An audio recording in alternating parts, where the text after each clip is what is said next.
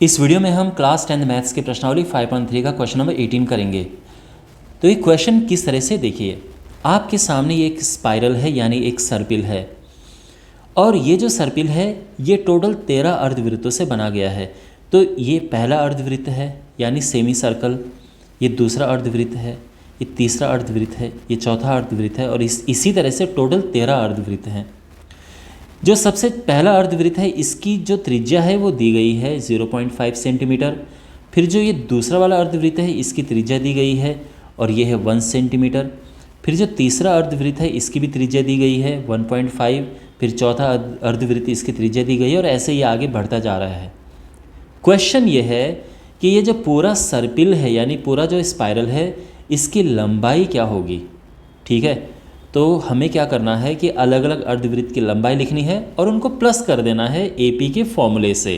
तो करना शुरू करते हैं।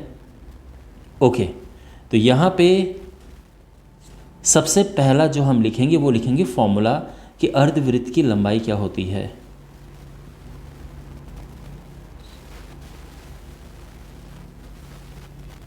अर्धवृत्त की लंबाई, देखो पूरे वृत्त की लंबाई होती है 2 पाई आर, अर्धवृत्त के लिए 2 से डिवाइड कर देंगे तो ये हो जाएगा पाई आर। अब इसका यूज़ हम करेंगे तो लिखेंगे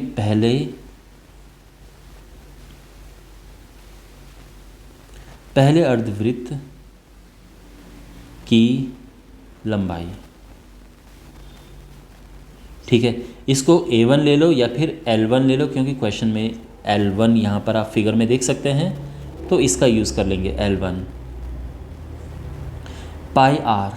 आर जो है ये त्रिज्या है यानी 0.5। ठीक है, इतना सेंटीमीटर।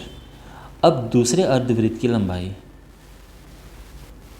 दूसरे अर्धवृत्त की लंबाई L2, ये क्या होगा पाई इंटू यहाँ पे आ जाएगा 0.5। पिछले वाले में पहले अर्धवृत्त में था, दूसरे अर्धवृत्त की त्रिज्या 1 है। ठीक है, तो यहाँ पर आप चाहो तो लिख सकते हो, या इसको एज इट इज़ ऐसा ही छोड़ दो। ठीक है, फिलहाल ये और ये इतना सेंटीमीटर आ जाएगा। इसके बाद तीसरे अर्धवृत्त की लंबाई L3 पाई इंटू 1.5 सेंटीमीटर। आप समझ गए।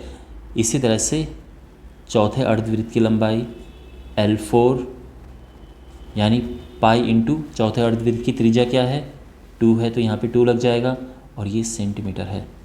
तो यहाँ पे सर्पिल की कुल लंबाई क्या होगी,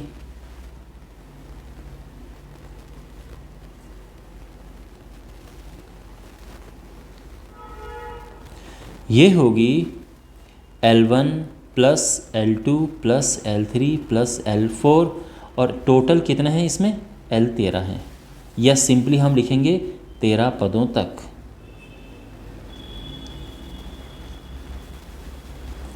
ओके, L1 क्या है पाई इंटू 0.5, फिर है L2 पाई इंटू 1, फिर पाई इंटू 1.5, फिर पाई इंटू 2, और इस तरह से ये चलता जा रहा है 13 पदों तक। ठीक है ना।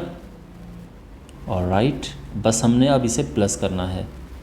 यहाँ से सबसे पहला काम हम ये करेंगे कि पाई हम कॉमन ले लेंगे। देखो अभी पाई की वैल्यू नहीं पुट की है, वो हम लास्ट में कर लेंगे। तो ये हो जाएगा 0.5 प्लस 1 प्लस 1.5 प्लस 2। वैसे हम 0.5 भी कॉमन ले सकते थे, बट कोई बात नहीं है। और ये टोटल 13 पदों तक ये आ गया है। ठीक है ना।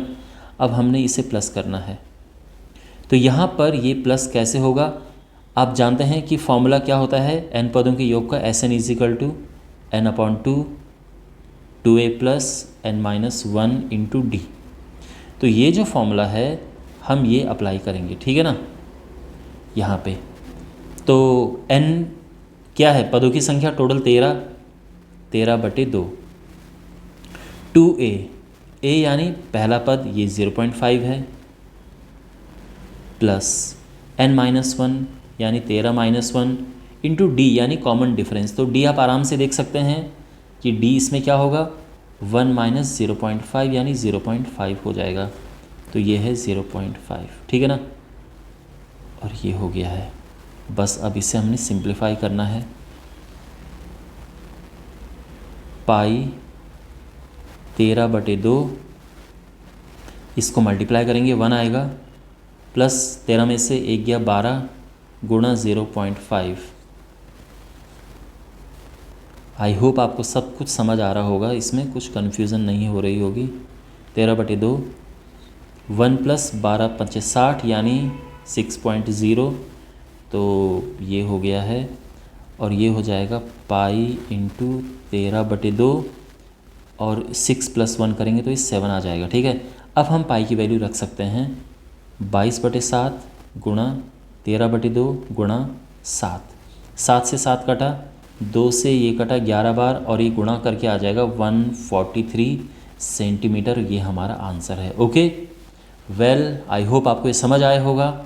बाकी क्वेश्चंस के सॉल्यूशंस के लिए डिस्क्रिप्शन बॉक्स में या कमेंट बॉक्स में प्लेलिस्ट आप चेक कर लें। Thanks for watching, take care.